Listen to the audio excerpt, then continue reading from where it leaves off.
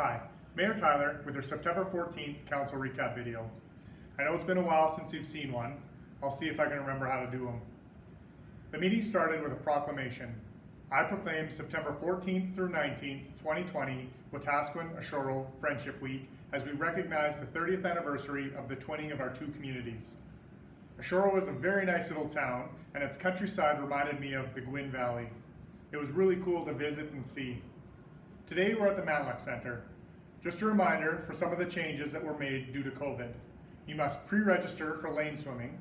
All kids 14 and under attending family swim must be with an adult, and Aquafit users must pre-register as well, regardless of age. If you have any questions, don't hesitate to call 780-361-4444. Council heard 3 delegations. The first was from Jesse Hanks on the issues Castle Restaurant are facing with people making a mess around the restaurant and harassing customers and staff.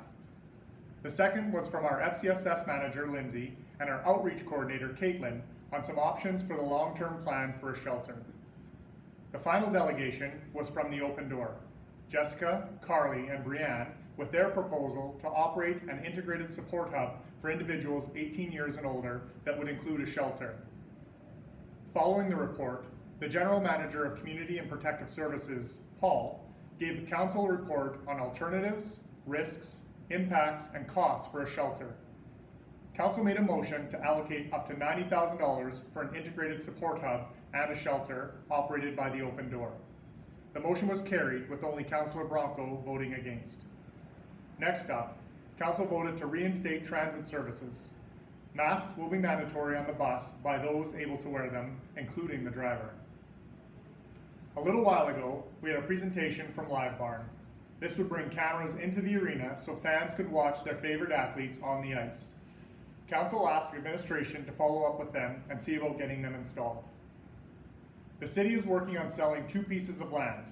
In that sale, through our municipal development plan, it would be required that the Municipal Reserves be taken in the amount of 10% of the land at the time of the subdivision, as per the Municipal Government Act. Instead of transferring from one account to another, Council voted in favor of waiving that requirement. Council also approved a funding reallocation for some water line rehabilitation work that needed to be done.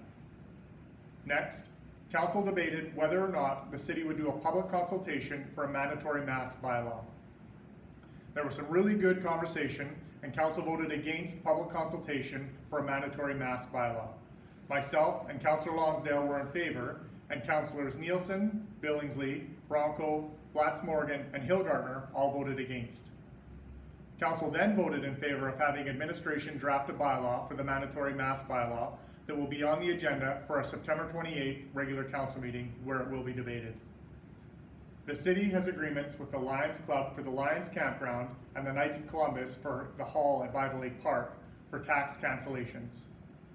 We also received requests from the Loyal Order of the Moose and the Wetaskiwin Masonic Hall for tax cancellations. Both were approved by Council. Administration brought a policy forward on Community Organization Property Tax Exemption Regulation, or COPTR.